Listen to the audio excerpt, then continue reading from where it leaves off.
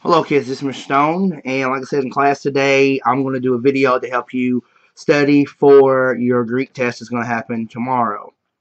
I want to give you a heads up that the test is going to be 30 multiple choice questions, one short answer, and one fill in the blank. Not 30 multiple choice, there's going to be 20.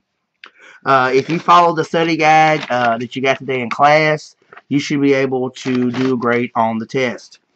Don't forget this test, not to stress you out, is 70% of your grade. There will be no makeup, as far as in a alternative assessment. There will be no way for you to get extra credit unless you have won the game today that we played in class. So you need to take the time now. If you're on here, watch my video over and over again. Study the study guide. If you do that, you will be perfectly fine. So now I'm supposed to give a shout out to Toilet in first period. So what's up? So I'm gonna go ahead and walk you through the study guide.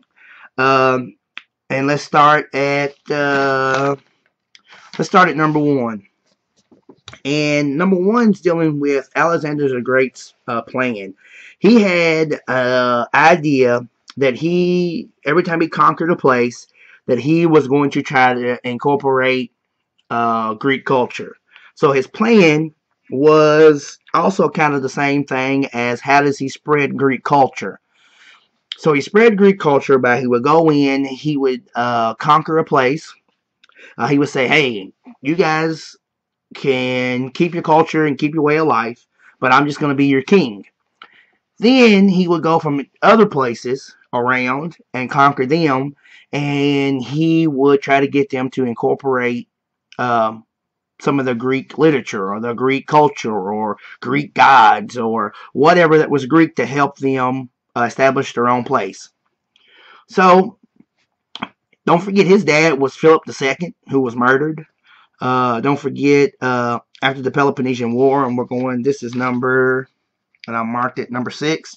After the Peloponnesian War, the city-states were kind of tore up. Don't forget Alexander the Great's dad was Philip II, who was murdered, and he became king. Alexander became king because it's a monarchy, so make sure you remember that. So let's go to Greek contributions. What do we have now that we have gotten from the Greeks? We have medicine, the study of the body, government, architecture, astronomy, literature, also kind of like English, sports, drama, math, geography. So there are Greek pieces of Greece all the way around us. So also we go into next on number 3 about why did the Greeks write myths? Well, the Greeks wrote myths because they were trying to explain natural occurrences that happen in nature or natural phenomena. Don't forget, we wrote those myths, so you should be able to look and say, has a hero, explains a natural phenomena, and then there's always a life lesson. So those 3 things the myth has to have, but you need to remember natural phenomena. Then we looked at a piece of Greek literature known as Oedipus Rex. And Oedipus faced a lot of things. One of his things was when he finds out that he married his mom, and just all kinds of things happen. He has an excessive pride known as hubris. So don't forget that. That's the Greek word for excessive pride is hubris. Peloponnesian War, number 5, the Peloponnesian War. Persia gave money to Sparta, and what happened was that Sparta didn't have a real good naval fleet, so Persia gave Sparta money to use to build up their navy fleet or naval fleet to help fight off that powerful navy of Athens, because Athens, they were huge shipbuilders, and they are the ones that really helped establish trade. Alright, so then we roll on to number 7 with the whole idea of the reason why the Greeks were able to defeat the Persians in the Persian War. That was because they formed alliances, or they had a group of people work together for the common good, and they had common interests. So that's how they did that, was through alliances. Athens, number 8, is famous or allowed them to become the best city-state for trading. Trading was huge for the Athenians. They were the ones kind of that invented it. and then they came and established colonies to get things or goods that they didn't have. So they established trading.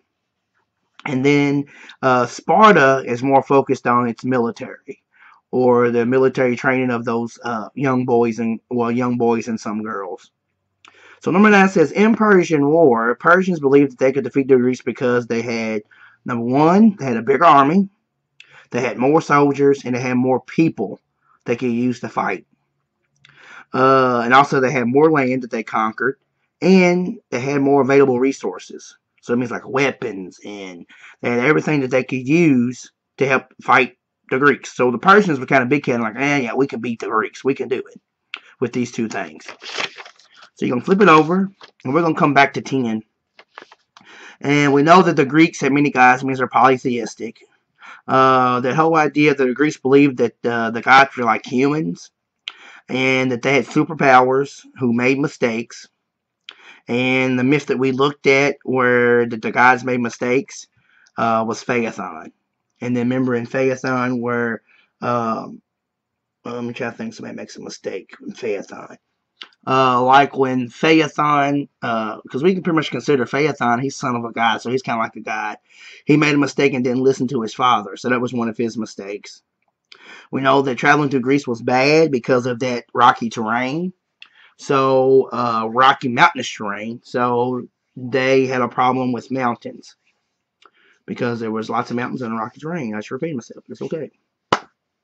In ancient Greece, each person had the most loyalty to their own city-state. So, if you were an Athenian, you represented Athens, and you were an Athenian, and you would fight to the death in the honor for Athens. And then Sparta was the other way. You would fight to the death at the end of Sparta. So, that was big for the Greeks. That's kind of where you get naturalism. You'll learn about that later when you get in other classes. So, number 15 says, in educating the children, Athens stressed education. They were big thinkers. They were big about focusing on education, making sure that their young could read and write and everything, and their women. And then while Sparta felt that the military training was most important to be taught to their kids. They felt that they needed to teach them how to fight. If they did not teach them how to fight, then they were kind of useless, they thought. Also know that Sparta's government is called an oligarchy. Don't forget that. 3 wealthy men.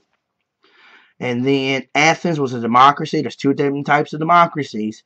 Indirect and a direct. Indirect is that you send a representative to vote for you. A direct, everybody comes to town and votes. Okay, so 17. Describe 2 ways the Greeks overcame their geography. Number 1, they developed trade with colonies they established to get the goods that they needed. And then they learned how to farm on the side of a mountain. Just because you live on a mountain doesn't mean that you can't farm. The soil and stuff was good enough on the side of the mountain that they could grow crops. So that's what they did. 18's alliance and agreement. And then when we wrote those arguments, facts and reasons offered to support a position. Being true is your argument. And then the height of the story is the climax. So, let's go ahead and go back to number 10. And number 10 says, give 2 reasons why Sparta and Athens governments were different / the same. Make sure that when you see this question, that you really read it. So it's talking about government. A lot of kids in my 6th grade class were kind of dividing it into Athens and Sparta, like how they are different on everything. But make sure that you're looking at government. Okay? So here's how they're different. This is kind of what we came with in class today. They're different because they had a council of 500. That was in Sparta. Those are the people, if you remember seeing, I think we showed a little bit of 300. When a woman says, thanks councilman for doing your job today, and she goes and pleads her case with the council, that's the council of 500. So that's how they're different. They had a council of 500. Not 500 men, but 500. Sparta had a king, and he served on the council of 500. So the king kind of served on the council as well. And then another way they're different is that Athens had a direct democracy, and that meant that majority ruled. So unlike, sorry, pause, I don't know why. Unlike Sparta, where those 3 men voted on everything, you had a direct democracy where everybody in the city-state came to town and voted. Now, how they are alike, only men could vote.